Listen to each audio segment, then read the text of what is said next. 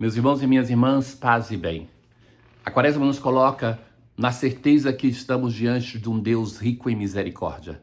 Um Deus que tem o coração complacente, aberto para nos perdoar. Basta que nós aceitemos este perdão que Ele nos oferece.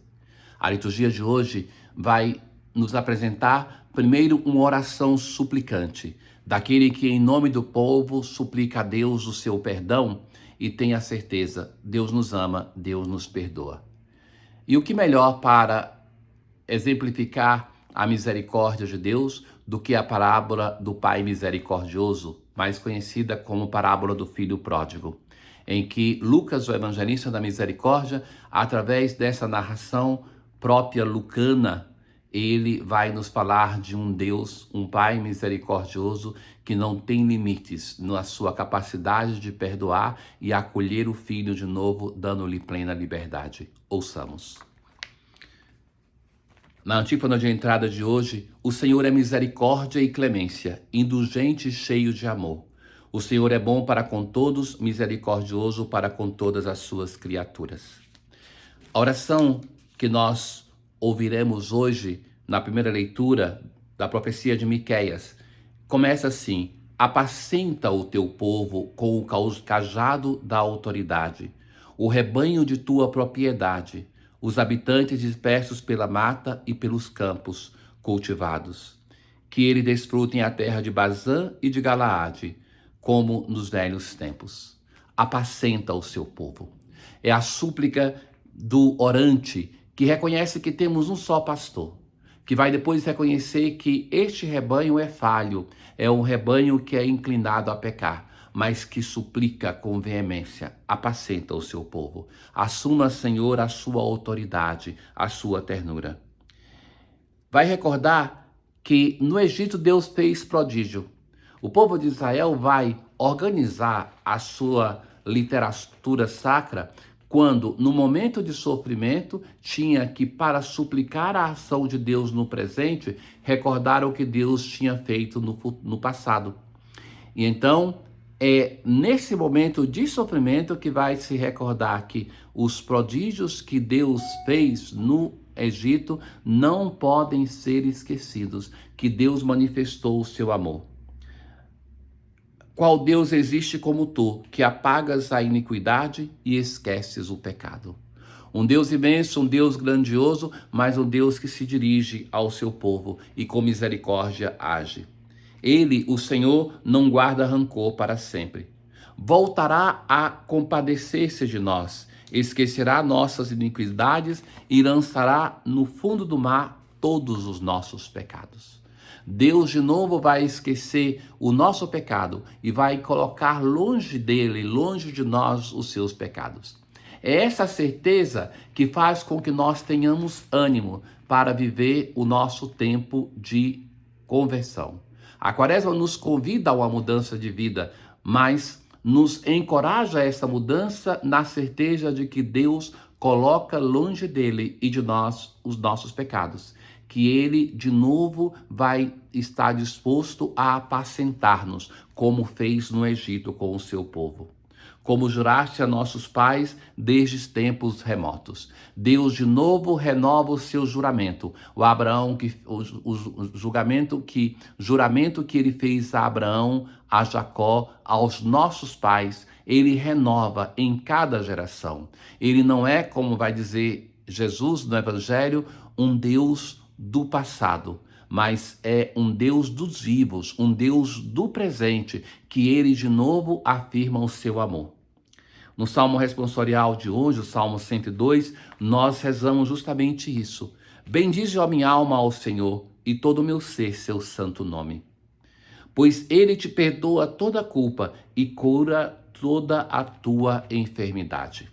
De fato, entre as grandes obras que só Deus pode fazer é aquela de perdoar os nossos pecados. Lembra do Evangelho, quando Jesus vai dizer que perdoa os pecados, a reação que vão ter os inimigos de Jesus, que só Deus pode perdoar os pecados e por isso ele perdoa? Então, essa é a obra grandiosa que Deus reserva para si. É ele que nos perdoa. Não fica sempre repetindo as suas queixas. Deus não faz isso. Nem guarda eternamente o seu rancor. Quanto os céus por sobre a terra se elevam, tanto é grande o seu amor para os que o temem. Vejam que esta comparação, assim como existe uma distância imensa entre o céu e a terra, assim é imenso o amor de Deus para conosco. Tanto afasta para longe nossos crimes, como é distante o nascente do poente. Lucas é o evangelista da misericórdia. E no capítulo 15, ele conta 3 parábolas da misericórdia. 2 nós não ouviremos na leitura de hoje, aquela do pastor com as 100 ovelhas e da mulher com as 10 moedas. Mas a terceira parábola, que é aquela mais conhecida, do pai misericordioso, e que muitas vezes é chamada erroneamente de filho pródigo. Por quê? Não é o filho que volta para casa que é o centro dessa parábola. Não é nem o filho mais velho, mas é o amor misericordioso do pai, como do pastor para com a ovelha perdida, como da mulher para com a moeda perdida. É este amor que está no centro da parábola. Ora, por que Jesus conta essa parábola? A resposta nós temos nos primeiros versículos. Jesus está com os publicanos e com os pecadores. Eles se aproximam de Jesus. E os fariseus e mestres da lei vão começar a criticar Jesus. Este homem acolhe os pecadores e faz refeição com eles.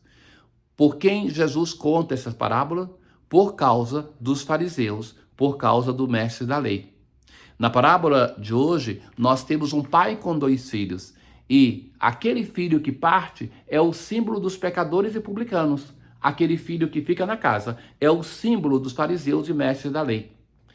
E é muito interessante toda a construção dessa parábola. Jesus faz ver a sua genialidade no contar parábolas e, sobretudo, nessa parábola. A parábola começa assim: um homem tinha 2 filhos. O filho mais novo disse ao pai: pai, dá-me a parte da herança que me cabe. Ele não tinha direito a esta herança, mas o pai dá a ele essa parte. O texto de Lucas vai dizer assim que o pai divide o coração em 2 partes e dá uma parte para esse filho.